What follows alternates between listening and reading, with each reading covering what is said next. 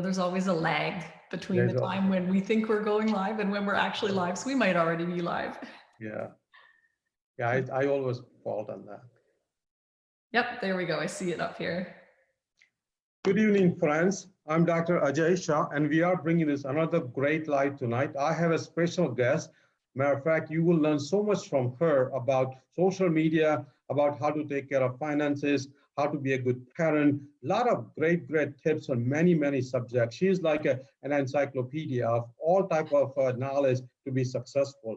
Let me give you an update on our page. We are growing very rapidly. We have now like 75,000 followers from all over the world. Like I always say, a lot of this chronic disease are not actually can be afforded by these developing countries. So my message, my mission is to help not just Americans, but all over the world to stay healthy, to stay happy and live long. We are also on YouTube. We have about 150 videos on YouTube now. We are also doing live healthy recipes through my wife. So thanks to my wife, Jayshree. We are also on Instagram. So we are definitely growing together, helping each other, learning from each other, motivating each other, and doing everything to be successful. I always have felt that living healthy not just involves 6 pillars, which are our original pillars, including healthy eating and exercise and sleep and other 6 pillars. But I also feel there are other important pillars, including financial health, women empowerment, parenting, animal well-being, veterans well-being, and many other pillars, which you can see on my background on my page. So today we are inviting a guest who actually is a just absolutely great person. She's mom of 3, a wife, an emergency room physician, a personal development pusher, a great team builder, a great Facebook live host. I've seen many of her lives. She goes live 4 or 5 times a week out of her busy schedule. A great educator for social media mastery, a great teacher for financial health, a freedom seeker, and obviously a great friend. So let's welcome Dr. Gardner. Welcome, Marieke, Dr. Gardner. Thank you so much, Dr. Shah, for that very warm, wonderful introduction. It's really a pleasure to be here tonight. I'm so excited to share a little bit with you and with all of your viewers. Oh, great. Thank you. So I always start with a simple question. Where do you live and what kind of doctor are you? Sure. I'm in Montreal, Canada. I am trained as a family physician. I did a little bit of office practice initially in my career, but now I do all hospital-based medicine. So mostly I'm working in the emergency room, and then I do a little bit of hospitalist work as my break from the emergency room. That's great. That's great. And where did you grow up and who influenced you during your childhood? Yeah, I grew up in Halifax, which is the biggest city in the Maritimes, which is the small provinces in Canada, East Coast. And then I lived there until I moved away for medical school.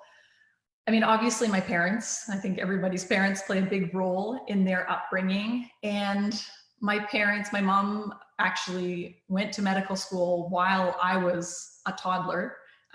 She ended up going back to school to become a doctor. So she was training for that. And so I grew up seeing her work. And my dad is an economic consultant, and he had his own business as well. So I think that, just seeing parents who are working so hard to, give you the life that they maybe didn't quite have growing up, definitely great role models there. And, I have to think about one other person who really influenced me. It was one of my soccer coaches, Martin Shannon, and maybe he watches a lot of my videos. Maybe he's going to be watching this. But he was my soccer coach from the time I was about probably 9 through maybe 16, 18, and then again, like playing a little bit older. And he's such a special man. He really, great soccer coach. But when I was struggling as a teenager, he picked up on it.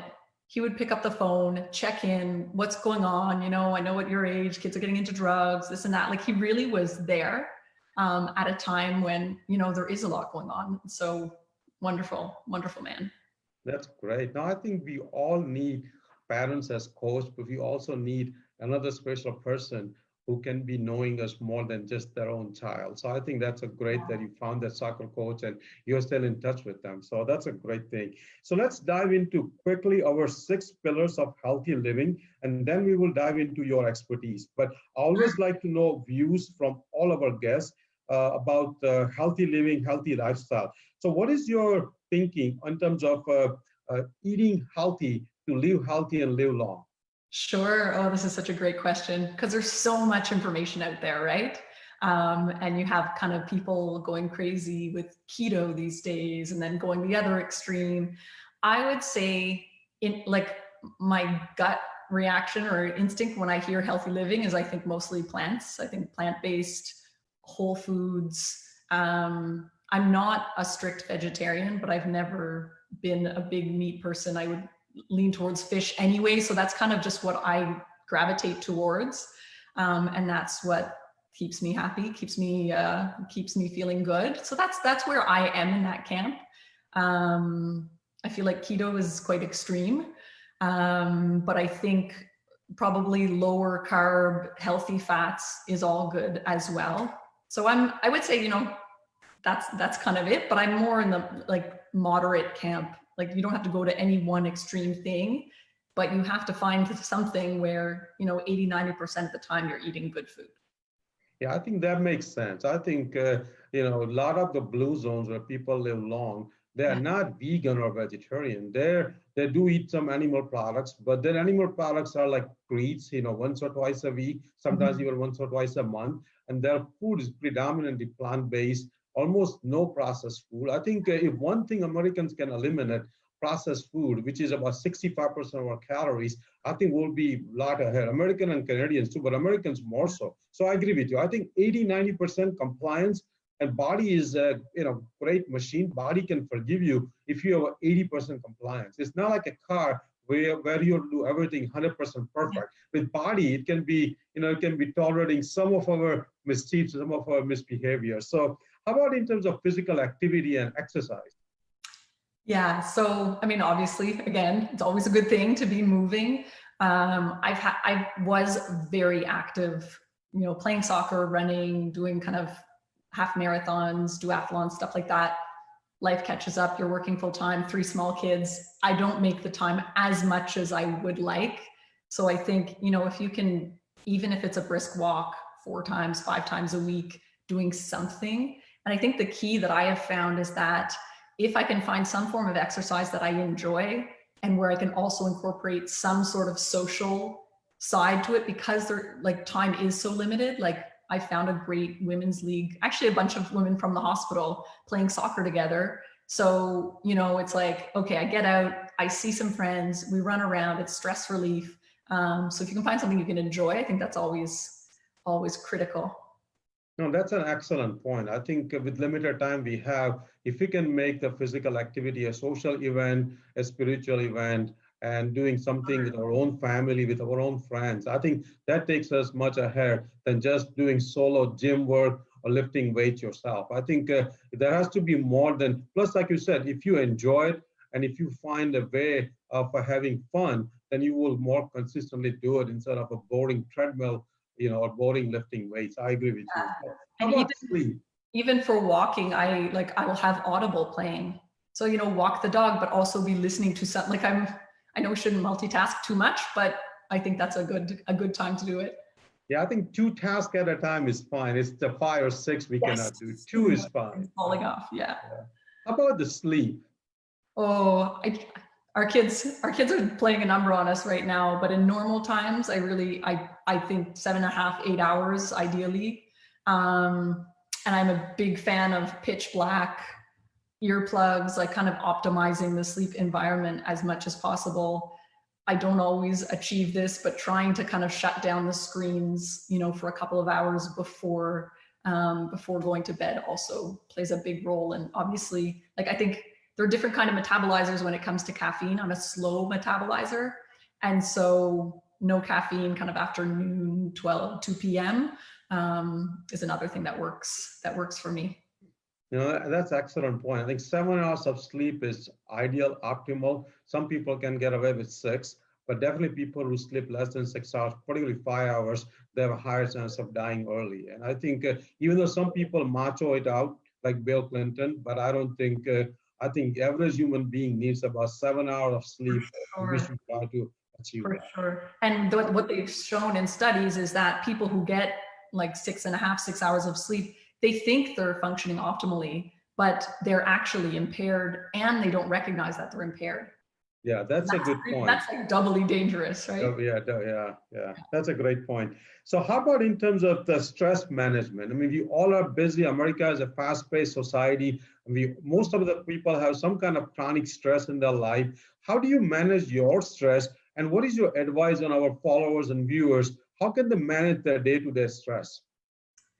One, I think, is looking for, are there places where you can eliminate it? Which is so obvious, but at the same time, like if you know that sitting in traffic always stresses you, then take public transportation and read a book. Like find some other way than submerging, into what stresses you.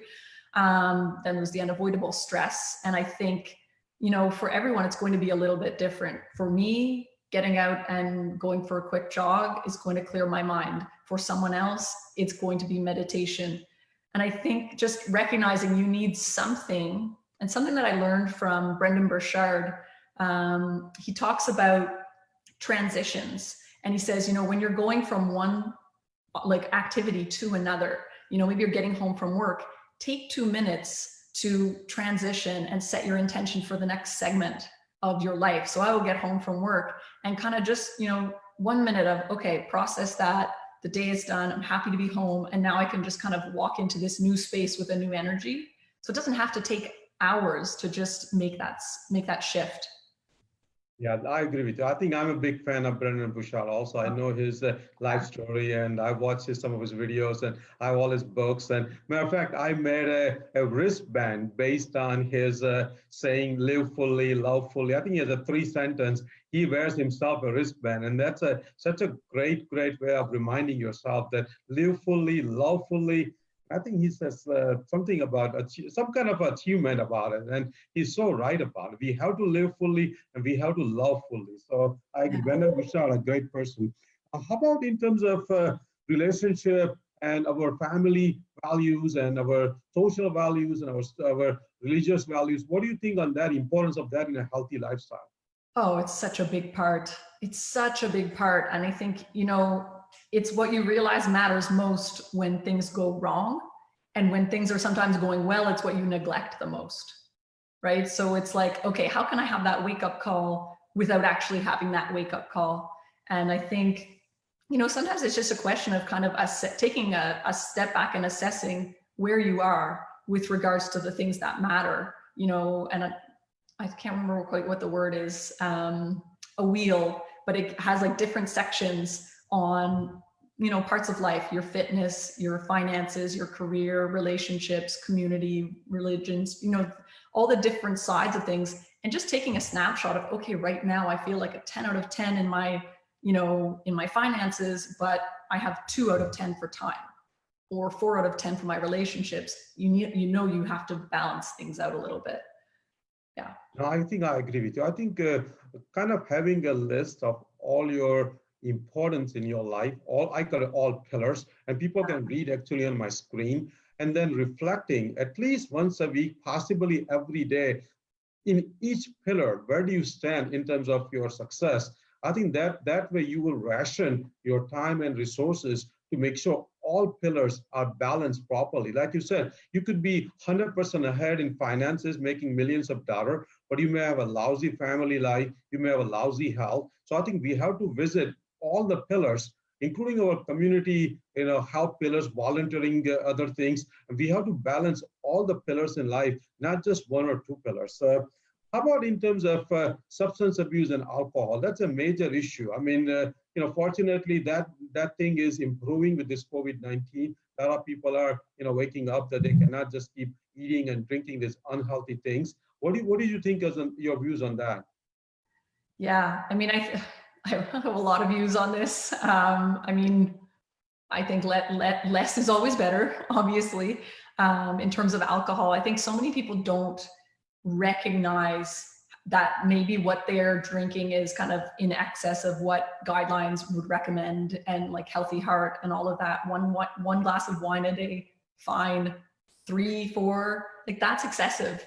And people don't think of themselves as being in excess, but when you show them this is what heavy drinking is, it's 5 drinks a day. Oh, I had, a beer and what, it adds up quickly. What I've noticed, and I don't know if it's because of COVID or it's because in Canada, marijuana's been decriminalized, but I feel like we're seeing more people come in, especially to the emergency department, with like cannabis-induced like cyclic vomiting. So we're seeing more visits. And I'm not sure about whether the timing is the law changing or circumstance, but yeah, we see a lot of overdoses. It's not great. Yeah. So let me ask you the last medical question, which actually is your field. What are your views on this COVID-19 crisis, both for America, for Canada, for the world, and what we could have done slightly differently, and what can we do going forward to protect ourselves, protect our family, protect our friends, and where do you see the vaccine is coming? Woo, I feel like we could spend an hour talking just on this one topic. So in terms of differences, Canada, US, in the US, it's become very politicized, which we don't have here. Like if you're wearing a mask, then you must be, I think it's a Democrat, and like, I'm not even sure because it's your politics, but I feel like that's an angle that we haven't had to navigate. And I don't know if it also is just kind of more ingrained in US culture, like that freedom of expression. And maybe we're a little bit more kind of docile, and that's huge stereotypes, but people have, like, it's law to wear a mask when we go inside somewhere in my province, and people just wear a mask. It's like, okay, you kind of just follow along. Are we being sheep? I don't know, but it is what it is. Initially, obviously, when everything started, it was really scary because we didn't know if we were going to have what Italy had, and ultimately what New York ended up having, now what Florida and Texas and California are seeing, like just that overwhelm of resources. And so initially there was that huge stress, like, were we going to run out of ventilators, and were we going to run out of PPE, and was I going to catch something at work and bring it home and hurt my family? Like, that was very hard. And then I think we kind of got past that hump, and we have enough equipment, and now where I am, we've seen the curve come back down. We're not quite flat, but it's not rising again dramatically. And I know that New York is seeing the same. I think Europe is seeing the same, although some curves starting to come back up. So, we're in this time of such huge flux with the world shutting down. I feel like, what maybe would have evolved over 10, 20, 30 years in terms of certain practices has just happened. Like, people are working from home, and people are, everything is becoming digitalized. And I think there's great things coming out of that. I think the environment is winning. I think people are consuming less. I think parents are realizing, oh, maybe my child didn't have to be signed up for 6 different things a week. It's kind of nice to just be at home and, together as a family. I think there will be good things that come of it. What's going to come? I was listening to, I don't know if you follow Z-Dog at all.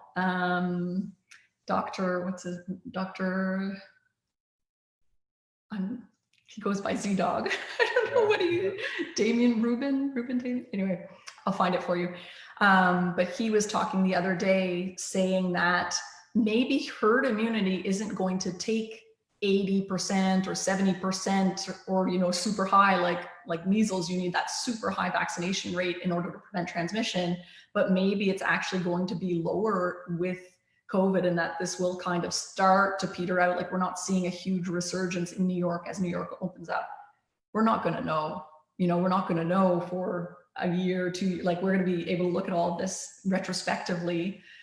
I'm glad that there's a vaccine in the works. I think most people in medicine are happy that there are vaccines, and so, when the timing of that, will that be late this year? Will it be early next year? And then, of course, there's going to be a question of actually mass producing and getting this vaccine distributed equitably around the world, which is a whole other challenge. So it's, I think I touched on a few of the things you asked there. No, I think I agree. I think COVID-19 probably has a 10-hour talk if we can talk about. But I think I agree with you that COVID-19, even though for some people has unfortunately brought a family member dying, losing job, losing some finances. But I think for most people, I would say it has brought some reflection on their life. It has brought a pause from that fast-paced life. It has brought some time with the family. It has brought some time with their parents. A lot of this, my parents are on Zoom now. My parents are on WhatsApp video calls. So I think a lot of this technology learning has speeded up for an average person. So that was a benefit. And like you said, environment.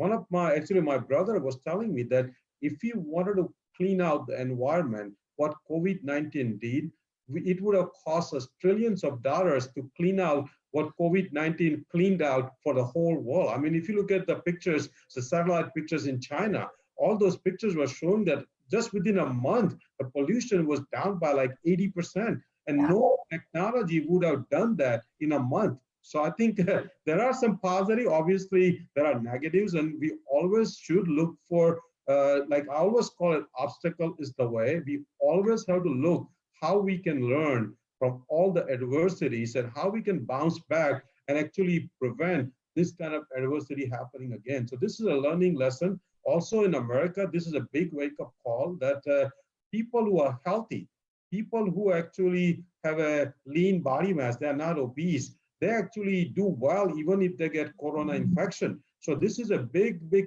push to say how we can get healthier, not just for COVID-19, but for other future pandemics also. So again, that concludes the thing which you are a physician, but I'm going to bring our viewers to the thing which you are kind of expert on, which not many physicians are. So let's start with, I watched a lot of your Facebook lives, and like I said earlier, your topics are so diverse. It's almost like an encyclopedia. So I'm going to start with one of your questions which you had a live, that applies to one of our pillar, and that pillar, important pillar, is parenting. And you had given us a live on how to raise mentally strong kids. So please give your views on that. Yeah, so thank you so much for that. That's a nice kind segue. And really, I love sharing what I learn. And I kind of am a voracious learner. And then one of the best ways to retain what we learn is to turn around and teach it. And if that can, if that can impact someone's day, someone's life, then great. So I love kind of putting stuff back out like that. And yes, I'm reading right now around raising mentally strong children. And it's a great book by Amy Morin. And she kind of gives 13 things, and I won't go through all of those, but 13 things that mentally strong parents don't do when they are parenting. And a couple of them that really hit me was one, that they don't encourage a victim mindset in their children. And I think that's something that we all, as adults and as children, really want to strive for. You can look for obstacles or you can look for opportunity, and the choice is always ours, no matter our circumstance. And instilling that in children, I think, is so powerful, because then they feel like, okay, there's something I can do about this. I'm not just stuck here. And she talks about not jumping in when your child is frustrated.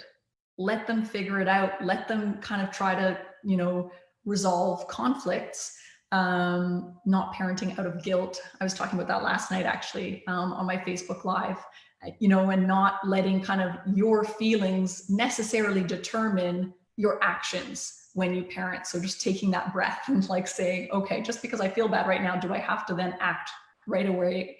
And so I think, setting yourself up to be mentally stronger, which is a great goal, it pays dividends, for our children. No, I think I agree with you. I think parenting, in my opinion, is one of the most important kind of quality a person should have. And I think because the kids are the future, and I think a healthy kid, strong kids, well-educated kid, independent kids actually takes a lot of the pain and suffering for adults when they get older. Because a 70-year-old person worrying about his or her child who is 35, 40 years old is just not the right thing, I think. But if that person has spent time when the kids were growing up, and yesterday we had a great guest, and he made a good point that when he deals with his daughter, he does not teach his daughter. He actually participates in all the learnings together. So he becomes child, he becomes her age, and Wow. she actually becomes his age, even though, obviously it's an adult and a child. So I like that statement. He said, I participate with my child, I don't teach my child. And there's more fun, more joy. I'm sure it requires more efforts on the adult side than feeding a child. Participating is much more demanding than just spoon feeding a child. But you enjoy more, there's a better bonding. Kids, like you said, kids become more independent. So I think parenting is itself a 1 hour talk, 10-hour talk. So, but we will definitely put that book so people can read it too.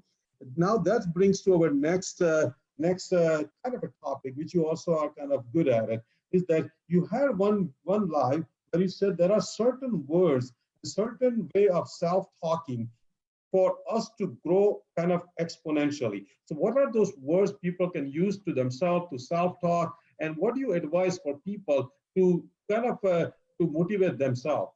Yeah, so this is a great question and something I love love talking about. So yeah, the way that we talk to ourselves, and this is something that, I'm almost 40 and I feel like I'm just learning this now, even though, sometimes you hear something, you don't absorb it. And now I'm learning it and I'm practicing it and I'm seeing the results. So our self-talk, like what we say out loud and in our head, is hitting our subconscious, and our subconscious is just acting on it, right? And so some of the words that, or two words that I suggest people include, and a couple of kind of phrases or sentiments that really are not serving. And the first is, why bother? Right? If you're like setting out to do something, so often we defeat ourselves before we even start because we'll kind of like, oh, well, why bother? Like, look, that person's already doing it better. Or, no matter how hard I try, I might not lose the 20 pounds. Why bother? I'm just going to dive back into the, the Coke can or the bag of chips or whatever. Why bother is never going to serve anybody. And then the other thing to eliminate is waiting until you feel like it.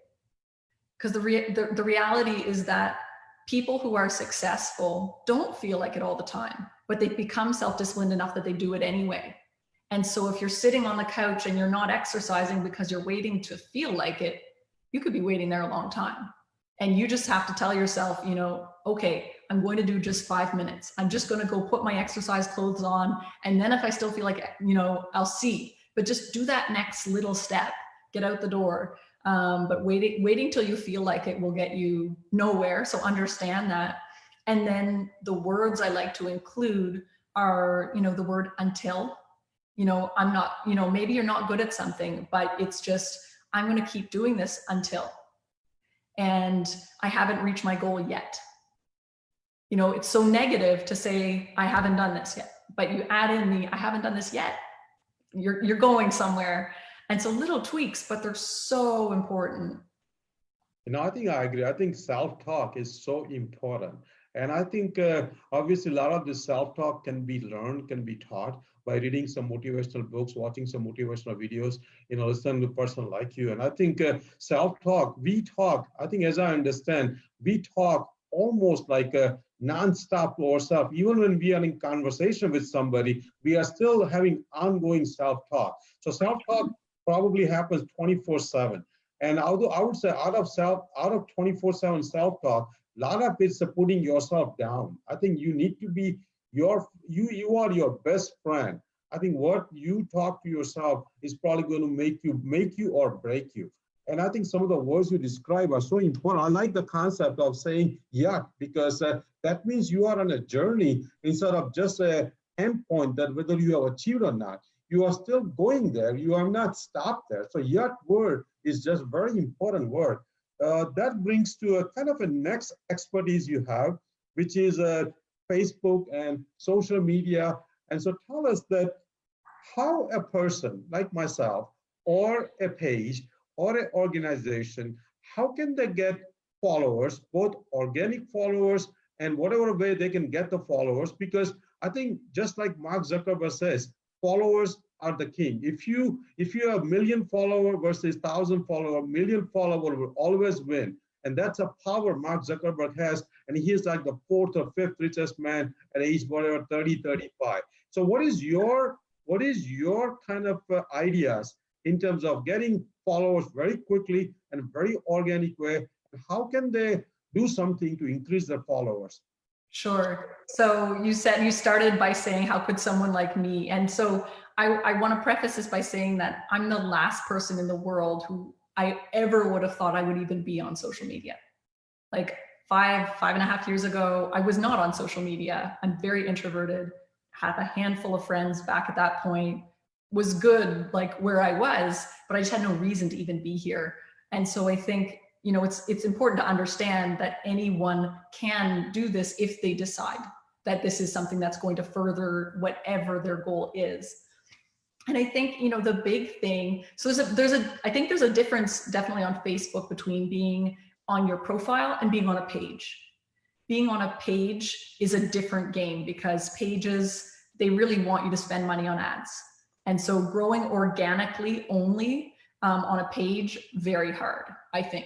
I do mostly just on my profile. So on my main Facebook page, and I don't have a massive following yet. I hope to someday. But I've got a great group on there that I really appreciate.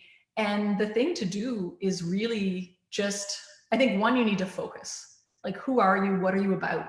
So that people know what they're going to get when they come to your page. Like, you've done a great job of that. You are healthy living, right, on your page. And so for me, and you know, for someone who's starting out, it's defining where you're going, networking with people who are interested in the same thing, who you might benefit. And then ask yourself the question, like, if someone came onto my page, would they pay to be here? It's free, but would they pay to be here? Am I putting that much value out? And, you know, if you're just throwing out, you know, videos, memes, things that are being recycled, you know, maybe not, probably not. So you have to be putting value, and the value will, you know, the easiest way to put out value is to just share what you're passionate about, right? You don't have to reinvent anything, just find your niche and go. So ask yourself that question, would they pay to be here? And ask yourself the question, regardless if this person ever spent any money on anything that I'm doing, bought a course from me, or, you know, whatever it is, a product, would they leave better than they found me? You know, would this person walk away? So if you're looking to serve people and just share what the benefits are of what you're doing, then the engagement and the following will come. Now, that's an excellent point. I think even though people may not be paying monetarily and paying in dollars and cents, but I think they are paying their time, and time is money. So I think I agree with you. I think we have to value their time. And many people, to be honest with you, many people are not coming on Facebook to waste their time. They are coming to learn. They're coming to grow. They all have a time commitment. They all have to ration the time. So our message, our information cannot be, like you said, the recycle, you know, dancing cat videos. We have to do something which increases and enhances something in their life, whatever. Like, we have now this 20 pillars, and we bring people not just for health, but for parenting advice, for social media advice, for animal well-being, for veterans well-being. I mean, we bring all people under our camp. And that's the reason I sincerely believe that a healthy page cannot be just talking only about health. It has to talk about a complete person, human being, instead of just health, health, health. So I also saw a point, you made a great point, that if you want to grow your personal page follower or your business page follower, you have to go periodically and delete all those friend requests you sent out, because those requests sit there as if they're your friend, and they count as if they're your friend. And like, because of Facebook algorithm, they only send out your post to part of your friends. Those friends are not even getting it. So I think I agree with you. So tell us about that. How can they go and delete friend requests?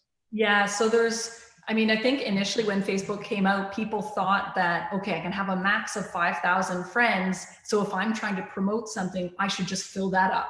I should have 5,000 people following me and then I'll have 5,000 sets of eyes, which is not true. At least it's not true now.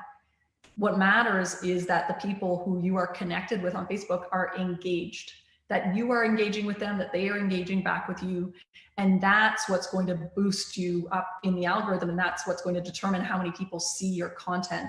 And so, you know, periodically going through and looking and saying, you know, okay, I'm up to whatever it is, 1,000, 2,000, 3,000 friends, right? A lot of contacts there, some great friends. And then maybe people who've sent you a random friend request, you accept it, but you actually go and look and you see we've never had a conversation. They post once every 2 years.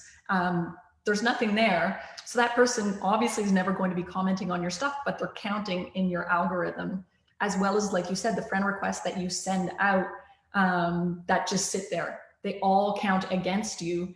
And so you can just, I mean, you can Google it, right? How to find the exact steps, but you can go into your sent friend requests and just delete everyone who hasn't accepted your friend request in the last, you know, maybe whatever it is up until the previous week, maybe leave the new requests. Another thing is to send a quick message when you do send a friend request. I get friend requests from people all over, and if they don't have a public profile, I can't even tell what they're about or who they are or why they're sending me a friend request. So I don't always accept just because I don't know what's going on. So that can be one way of, you know, increasing the chances that someone accepts your request. But little things like that, as well as engaging on Facebook before you go live, you know, going and just commenting on some posts, commenting on some stories, interacting, tells the algorithm, hey, hello, look at me, I'm here. I use your platform for good. And then they will in turn share your content with more people.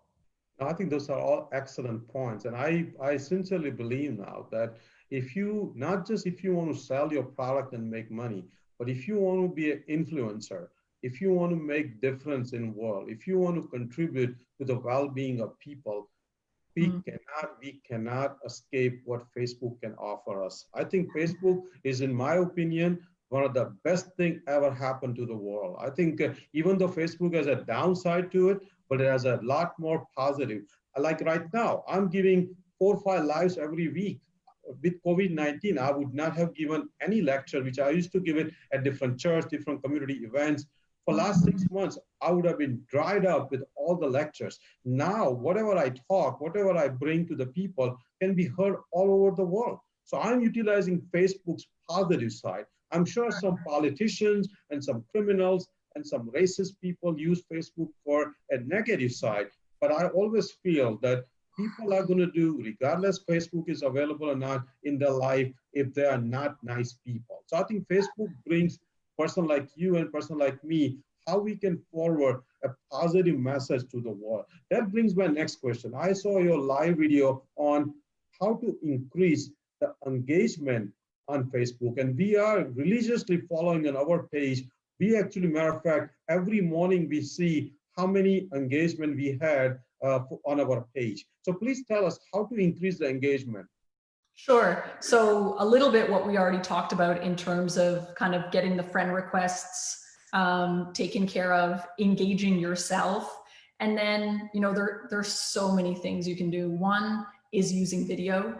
Obviously, video is going to catch more people's attention. Facebook loves you to use any live video and actually any new feature they come out with. So anytime Facebook comes out with a new feature, if you jump on that and you show, hey, I'm an early adopter, I'm using your platform and I'm doing all the things, Facebook will show your content to more people. In terms of, you know, in terms of engaging before you post, the same thing applies after, right? You never want to post something and then go into a movie theater, or, well, not these days, but post something and then go to bed. Because maybe you post something and 4 people comment and you don't reply, so then it kind of peters out. You post something and someone comments and you reply and someone else comments. Like, the more that Facebook sees something is getting traction, the more it will take off.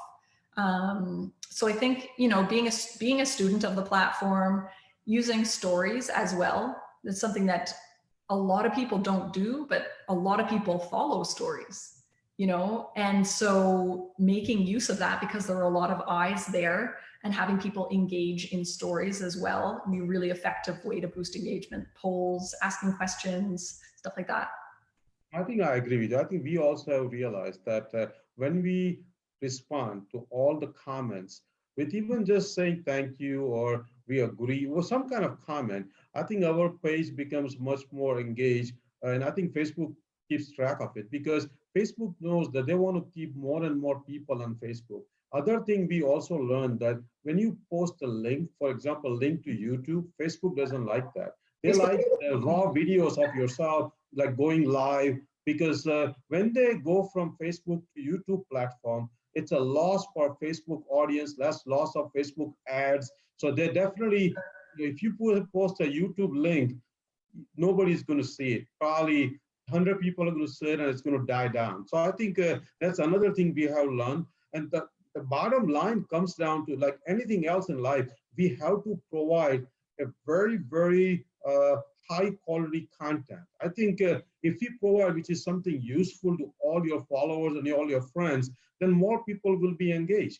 And I think quickly we continue the conversation with all our followers and all our people who comment. I think that post is going to keep spreading more and more. We had one time a post about a sky in California when this COVID-19 hit, and that reached almost 110,000 people, and our only had 10,000 followers at that time. So that post was actually promoted all over the Facebook because there's so many people were getting engaged on that. So Facebook knows how to keep people on Facebook and not leave the Facebook and go somewhere else, including go for a walk. I think Facebook wants you to stop doing everything but to stay on Facebook, which is a negative side. But if you're smart, spend half an hour on Facebook, learn everything, catch up on social media, catch up on your parents' pictures and your grandkids' pictures, and stop there, unless you're doing something professional. So my next question to you is, you have a Facebook group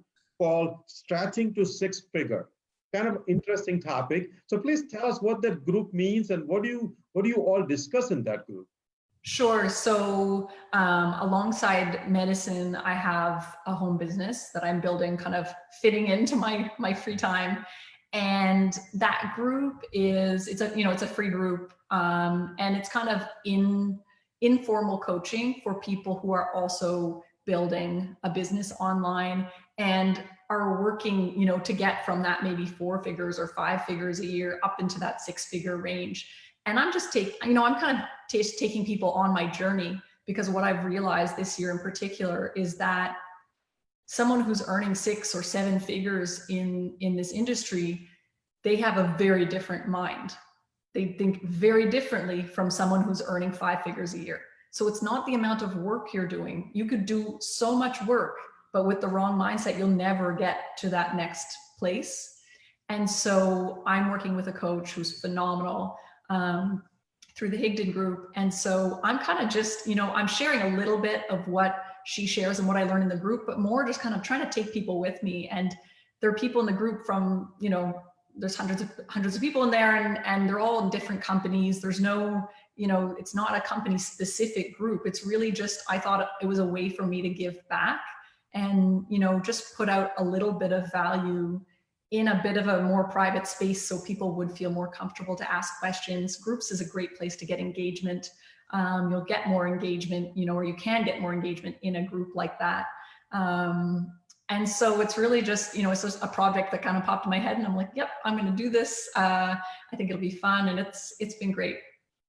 And I think I agree with you. I think having a right kind of mindset instead of just putting hours and hours and hours. I think, and again, that brings my next question. I think from the Carol Dweck's book, The Growth Mindset and a Fixed Mindset, and I saw you live on that. So please explain, how can a person develop a growth mindset even if they think that they are having a fixed mindset right now? And what does it each mean? Yeah. So, I mean, the how-to would be go and read Carol's book. That would be the first thing to do, right? Read the book Mindset. So briefly, basically, you can have a fixed mindset, meaning you believe that this is the way that life is. These are my skills. This is what I am able to do. And this is the way it will always be. That is your fixed mindset. And a growth mindset is, I believe I can do anything if I learn the skills and I put the work in. So it's really focusing on effort and application, as opposed to just like, oh, I'm born this way and I'll just always be this way. And making that switch, it'll just open up so many possibilities. So I think, and this can be with regards to relationships, it can be with regards to different skill sets, business, you name it. And again, like something that we want to be teaching to our children, right? Very important, but also to ourselves. And yeah, Carol Dweck's book, Mindset, does a phenomenal job of kind of explaining all of that.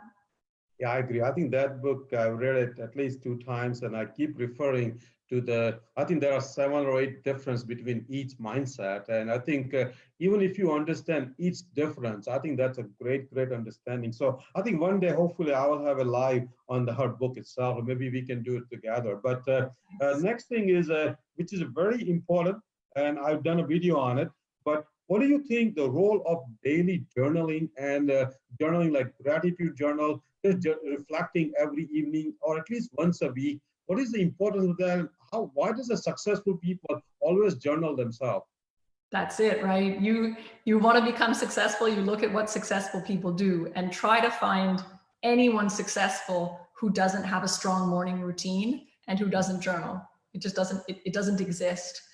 It does so many things, and I'm rereading one of Tim Ferriss's books, and he talks about kind of his 5-minute journal. So I think the first thing to recognize is it doesn't have to take hours, right? This can just be short, and just like getting up in the morning and writing down 3 things you're grateful for. Maybe you kind of send some gratitude towards 3 people. Maybe you set 3 intentions for the day. I've heard a lot of great leaders in the home business space say, don't start your day until you've finished it on paper. So have a sense of like, where am I going today? Or, it can be, what 3 things would make today amazing? And write those down. And then at the end of the day, coming back to that and kind of looking and saying, okay, what went well today? What were the small wins, or maybe big wins, but it's just a day. So, just small wins, you can celebrate those. And then sometimes just unloading and just saying like, I'm just going to write a page and letting whatever it is that come. And I think so much creativity can be sparked by the act of just putting the pen to paper. And I think it'll help people sleep better too. Yeah. I think I agree. I think journaling is one of the most important thing. And I do it every day. You do it. And I think if somebody wants to start journaling, definitely gratitude journal is the easiest way to start. And like you said, just 3 things you are grateful for, and maybe sending out 3 text messages or 3 phone calls or 3 email or something, thanking people who have played a role in your life. And I think actually Martin Seligman has proven that having a gratitude visit has a 3 to 6 month effect on your positive emotions. It's not when you have a gratitude visit, like when you visit somebody for 15 minutes and thank them and how they contributed to their life, those effects, those positive effects last for months and months. So I think we have to do gratitude journal. If you journal everything else, that's critical. I think writing down what you're going through and many times reflecting back on journal, to me at least, it gives me a great joy and a great, almost like a fun feeling that a month ago I was worrying about something and now that worry is gone and then I did not get affected. So many times we realize that most worries don't materialize, but unless we write down those worries, we never can go back and see what was worrying us. So I also maintain a worry journal. Whenever I worry about something, I write it down. And a month after that, I go back and that worry did not materialize. So now I've learned most worries are not even worth worrying about. So unless it's a death, don't worry. And even if it's a death, I'm gone anyway. I don't have to worry about it. So I think, so that brings up the next related question that many of us, all of us actually, sometimes feel like we are stuck in a certain aspect of our life, whether it's parenting, whether it's a spouse, whether it's a career, whether it's in finance, anything. We sometimes feel like we are stuck. How can we come out of that stuck feeling or stuck mentality? And what are the things, what are the steps we can take to feel free again? Yeah, so getting stuck, I mean, it's interesting, right? Because I think you can take it as two different things, kind of opposite things. One, you can take it as, is this really the path that I'm supposed to be on? Like, am I stuck here because I'm not supposed to be going this way? Or am I stuck here because this is the obstacle? And you alluded to the obstacle is the way. And am I stuck because I'm scared? I'm scared of failure. I'm scared of success, maybe. So I think, first it kind of just takes that bit of soul searching to say, am I scared? And if you are scared to do something, it's usually because you want to do it, right? If you didn't have that feeling, you probably don't care either way. And so I think kind of doing that self-assessment and then really tapping into what your vision is, like what is it that's on the other side of that obstacle that you are trying to get to, and really getting into that vision. Like, what does it look like? What does it taste like? What does it feel like? Are you waking up without an alarm in the morning? Like, really get there. And that first, and committing to that, is going to help you kind of get into work, get into activity, and kind of get past whatever that, that stuck thing is. And the other thing I think is to, get coaching. Find someone who has done what you want to do. Because yes, we can all figure something out eventually, maybe, right? Or you could find someone who's done it and you could do it 10 times faster. I think nothing is more expensive than not getting coaching. People look at the cost of coaching. Oh, it's thousands of dollars. It's like, well, how much is it going to cost you if you don't do it? You have to kind of make that computation, and then the coaching looks pretty good. Yeah, no, that's an excellent point. Coaching, very important. We all should have coach. And many times, coach, like you said, are not very expensive. And coach can be even just a friend. Coach can be somebody who can provide you free coaching, somebody who has gone through the similar circumstances in life. And I also read recently a book by Seth Godin called Dip, and that reflects what you just said, that winners actually are the biggest quitters. Winners know when to quit. Sometimes, like when somebody said that winners don't quit, actually, that's not true. Many winners are smart. When they are realizing that they are on the wrong ladder, they quickly come down and go get on the right ladder. So to know also when you are stuck that this is the path which is not meant for you, and quitting that path as quickly as you can before it's too late, before you are too burned out, and getting on the right path. So I agree with you, like you said earlier, that knowing if this is not right path for you, just quit very quickly and get on the right path. So that brings my last question. What is your final message to all our viewers, all our followers, how to be successful, how to be just a great, decent, kind human being? Oh, I love that. So, I mean, I think first you want to look at, what does success mean to you? And for me, I took a good hard look at this, because I was burning out in medicine. I was working like crazy. I wasn't seeing my kids. And it was like, is this what I'm supposed to be doing with my time? I'm not present where I want. And I thought about what success really meant to me. And it didn't mean the title. It didn't mean, that I was trying to be this martyr and working on call like crazy all the time. Success was, okay, I'm spending time with people that I love. And when I'm at work, I feel like I'm really doing a good job, and I'm really there when I'm there, and just feeling good about, how I'm showing up wherever in life. And so that sent me off on a whole other direction in my life. I always thought I would just be a doctor. And here I am, I'm building a business, I'm building a global team. I'm looking at all sorts of different income streams. It's been phenomenal. And so what I would say is that, whether you're in your 30s, just kind of, well, if you're a doctor in your 30s getting started in your career, or maybe you're in another, career path earlier, or you're, in your 50s or 60s, it's never too late to do something new. You can always go and explore something else, and, keep that growth mindset with you, and kind of figure it out as you go. And I think, you know, if you're enjoying what you do and you are touching people's lives, then you're gonna go to bed happy at the end of the day. And that's, you know, I think that's success in a nutshell.